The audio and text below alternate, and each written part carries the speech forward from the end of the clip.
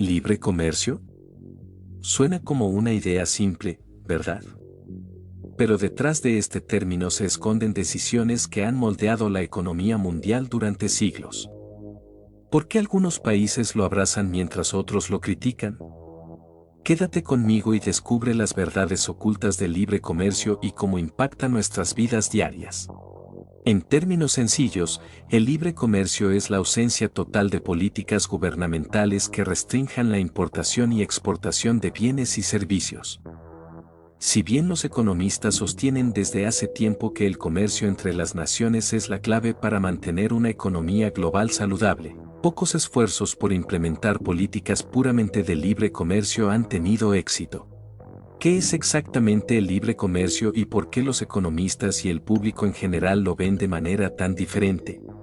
El libre comercio es una política en gran medida teórica según la cual los gobiernos no imponen absolutamente ningún arancel, impuesto o derecho a las importaciones, ni cuotas a las exportaciones.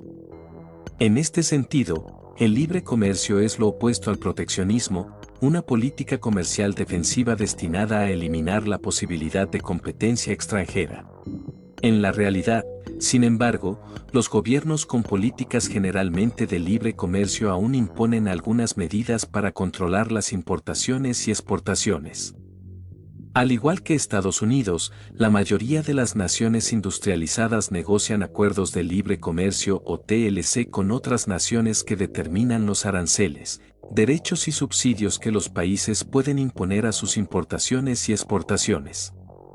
Por ejemplo, el Tratado de Libre Comercio de América del Norte, Tratado de Libre Comercio de América del Norte, entre Estados Unidos, Canadá y México, es uno de los TLC más conocidos. Hoy en día, los TLC son comunes en el comercio internacional, pero rara vez resultan en un libre comercio puro y sin restricciones.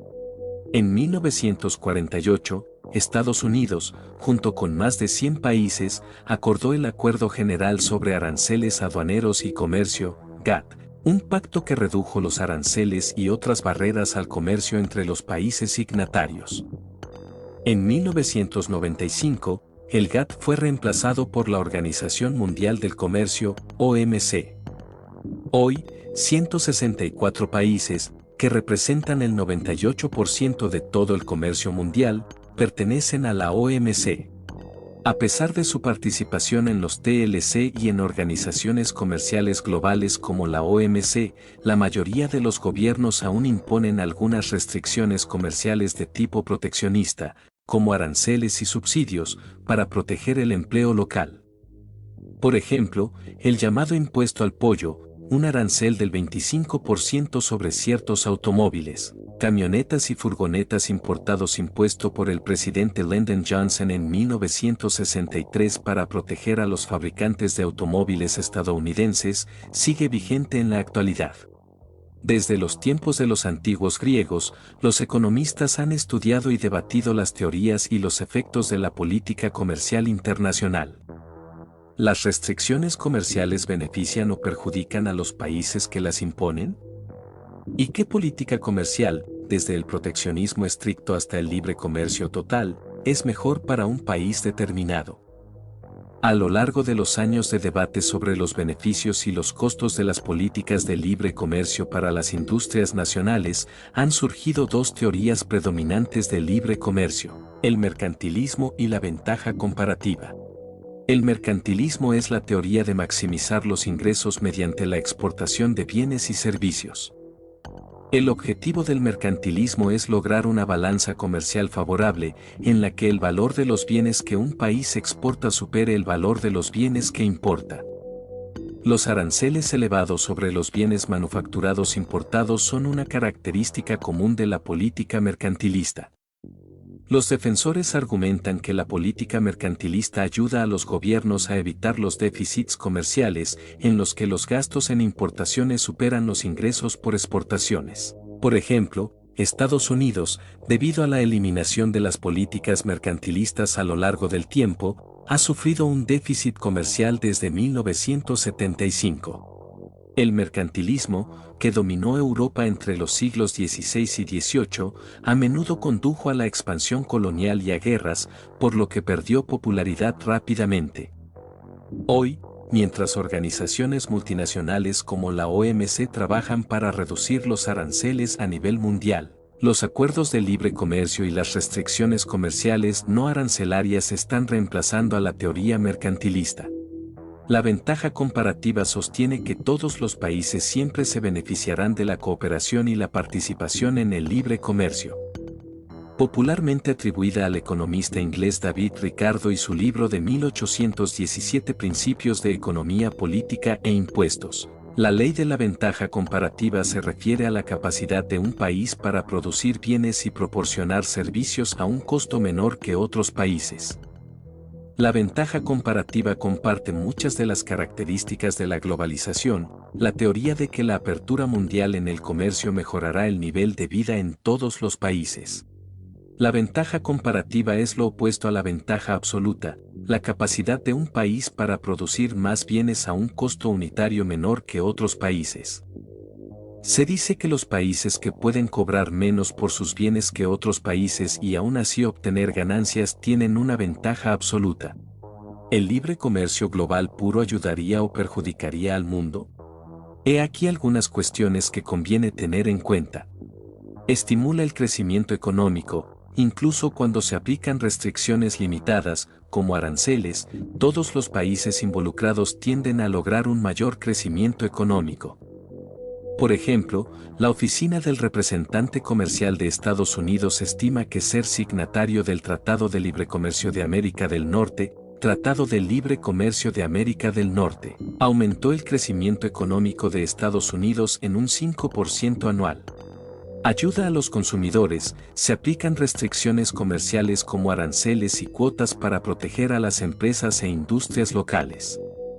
Cuando se eliminan las restricciones comerciales, los consumidores tienden a ver precios más bajos porque hay más productos importados de países con costos laborales más bajos disponibles a nivel local. Aumenta la inversión extranjera. Cuando no se enfrentan a restricciones comerciales, los inversores extranjeros tienden a invertir dinero en empresas locales para ayudarlas a expandirse y competir. Además, muchos países en desarrollo y aislados se benefician de la afluencia de dinero de inversores estadounidenses. Reduce el gasto público. Los gobiernos suelen subvencionar a las industrias locales, como la agricultura, para compensar la pérdida de ingresos que sufren debido a las cuotas de exportación. Una vez que se eliminan las cuotas, los ingresos fiscales del gobierno pueden utilizarse para otros fines. Fomenta la transferencia de tecnología. Además de la experiencia humana, las empresas nacionales obtienen acceso a las últimas tecnologías desarrolladas por sus socios multinacionales. 5 desventajas del libre comercio. Provoca pérdida de empleos a través de la subcontratación. Los aranceles tienden a impedir la subcontratación de empleos al mantener los precios de los productos a niveles competitivos. Fomenta el robo de propiedad intelectual. Muchos gobiernos extranjeros, especialmente los de países en desarrollo, no suelen tomar en serio los derechos de propiedad intelectual. Permite malas condiciones de trabajo. De manera similar, los gobiernos de los países en desarrollo rara vez tienen leyes que regulen y garanticen condiciones de trabajo seguras y justas. Puede dañar el medio ambiente. Los países emergentes tienen pocas leyes de protección ambiental, si es que tienen alguna. Dado que muchas oportunidades de libre comercio implican la exportación de recursos naturales como madera o mineral de hierro, la tala indiscriminada de bosques y la minería a cielo abierto sin recuperar suelen diezmar los entornos locales.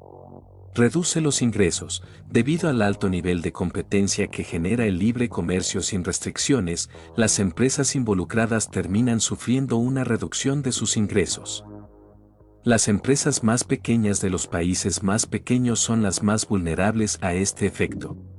En última instancia, el objetivo de las empresas es obtener mayores ganancias, mientras que el objetivo del gobierno es proteger a su población. Ni el libre comercio irrestricto ni el proteccionismo total lograrán ambas cosas. La mejor solución ha sido una combinación de ambas, implementada mediante acuerdos de libre comercio multinacionales. El libre comercio es un tema complejo con muchas caras. Entenderlo no solo nos ayuda a comprender la economía global, sino también a tomar decisiones informadas como ciudadanos y consumidores. Así que la próxima vez que veas un producto fabricado al otro lado del mundo, recuerda todo lo que hay detrás de esa etiqueta. Hasta luego.